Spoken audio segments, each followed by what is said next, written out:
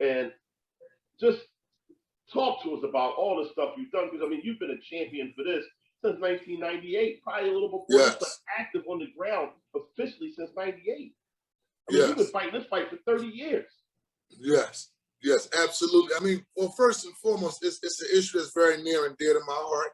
After losing a cousin and several friends, the senseless gun violence, and so for me, it's the number one issue that we have to address here in the city of Philadelphia in order for us to be a safe city for our neighborhoods, to be a safe city for our seniors, but most importantly, be a safe city for our youth. And so the creation of the Special Committee on Gun Violence was a recommendation that I put forth to the council president. And from that committee, I've worked to provide funding for the Office of Violence Prevention.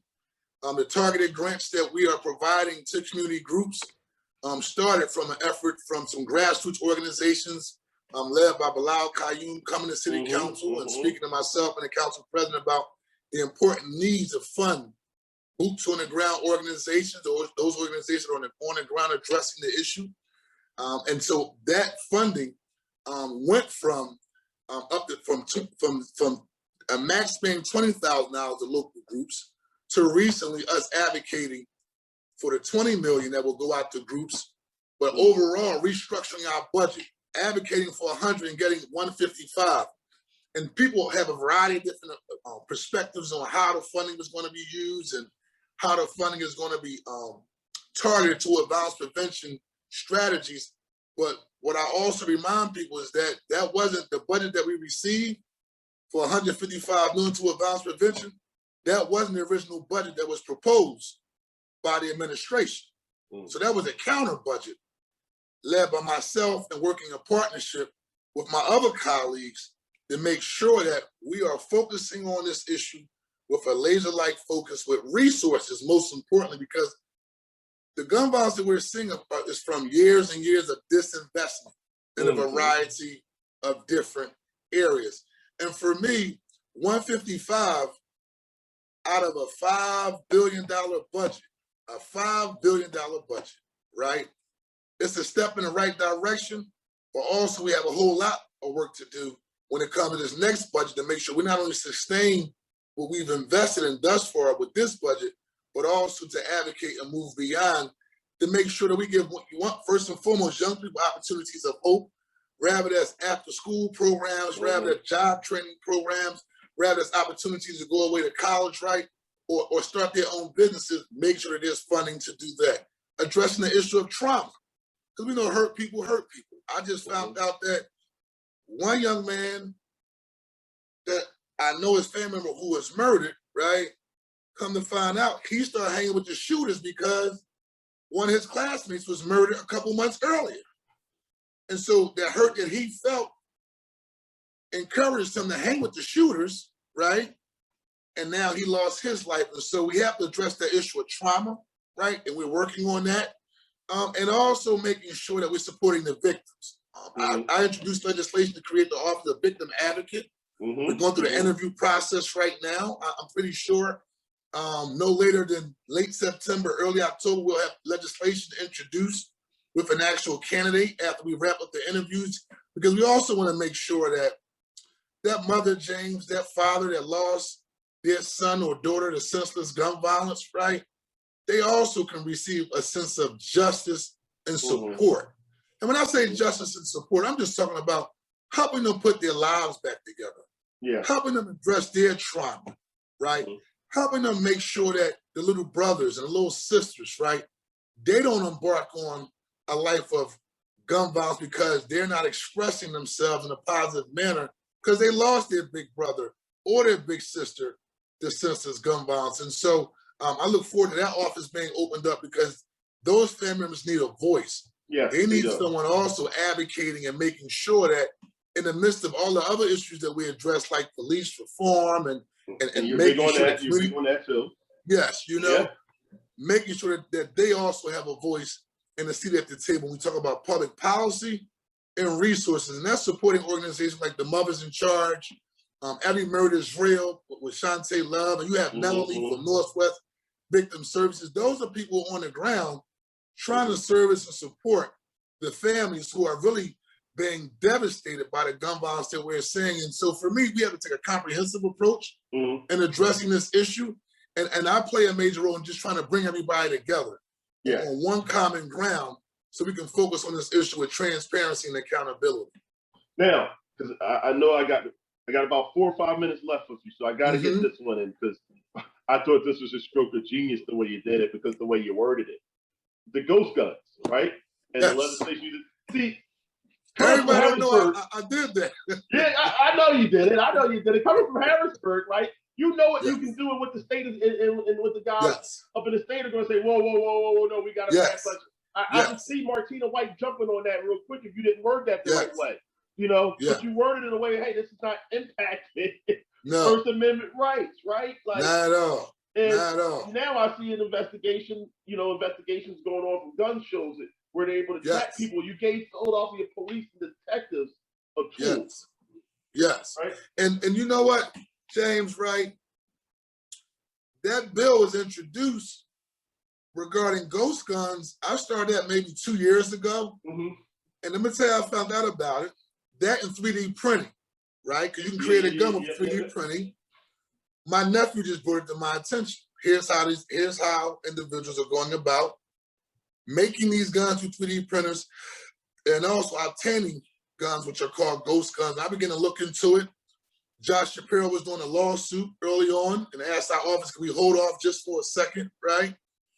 And as time went along, right, we decided to move forward because they start moving forward with their actual lawsuit, right?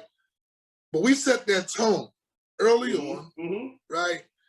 And then we see Biden looking at the issue of ghost guns, right? It became that popular thing to do. But for me, and this is where it comes from, what motivates me to do the work, we do this work because it's the right thing to do, and I'm passionate about helping our people, right? And helping people in general, right? But this is an issue that's near and dear to my heart. But yeah, it's not about taking anyone's rights away when it comes to bear arms. My father-in-law, like, he's a hunter. So, Republican, right? And so I understand. But at the end of the day, the city of Philadelphia should have the opportunity to chart our own destiny when it comes to the issue of guns, primarily because the issues that we're addressing aren't the same as other counties across the state.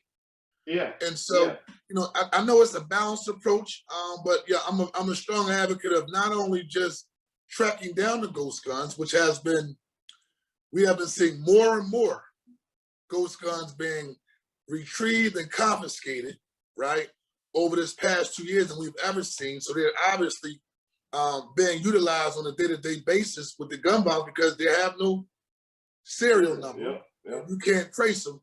But also tracking down where are the guns coming from. Because somebody's flooding the street with guns. At the end of the day, and again, I grew up in the streets, and so what I used to see back in the day as a young guy growing up was basically revolvers. Only 1 or 2 people had guns, right? Today is every other young person. Matter of fact, if you don't have one with extended clip, you may not be part of the in crowd. And we have to change. I'll wrap up on this, James. The bigger part is, right, we're doing the funding to support community-based organizations. We're creating an office to fight for the mothers and fathers who have been impacted by gun violence, right? We're addressing the trauma from a healthcare standpoint, a public health standpoint, right? But also we got to look at social media, right? And the role that it plays with fueling the gun violence that we're seeing in our community. Just about any homicide that has happened in the city of Philadelphia over the past week or 2 or the last year has been posted on social media.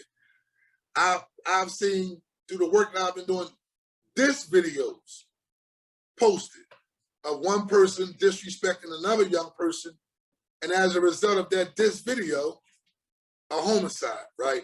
So at some point in time, we have to speak truth to power to those that are in control of our social media platforms for what we accept. And I'm not talking about censorship. I want to be clear on that. Right? No, I get it. I'm not talking about censorship. I'm talking about us putting up content that's respectful of our community. And I'll give you an example. I can name a variety of different people who have been shut down because of their posts on Instagram, right? Instagram may deem their posts offensive, right? Where normally it might just be a person expressing their opinion that everybody may or may not agree with, right? And they'll ban it, right? But you can't ban a young man blowing another young man's brains out and posting it. Right. Or that mother who calls me because her son was just murdered and her heart is broken because not only did they kill her son, but they posted on social media to go viral, right? And so we got to address that culture. And when I started Peace Not Guns, it was about anger management, conflict resolution, but anti-street culture education. We glorify the streets. I come from the streets. And so I know that what it's like for us to glorify some things that's bad street life, right? We got to break down that culture and let them know also what you hear in the rap music may not be reality. Exactly. Because 50 Cent don't live in New York no more. He live in Connecticut. Exactly. In a gated community. Exactly. I think when I watched the last verses the other day with the Locks, he said Cameron live in Miami, right? So we have these young, even now they listen to drill music. Lil Durk don't live in Chicago no more. No. Meek got a loft in New York, which is great, right? Yeah. But we have to teach our young people that if the music talks about shoot 'em up, kill, kill, that's entertainment, right? That's entertainment. You don't act out on that information. So that fuels my passion, bro.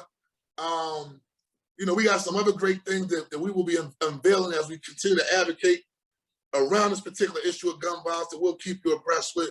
But we'll never be a great city at all if we don't address this issue with the sense of urgency that it deserves. And it's a matter of social justice and racial justice because it's Black and brown children dying every single day. Yep. Councilman, thank you so much. This is, I mean, you know, we're thankful to have you here.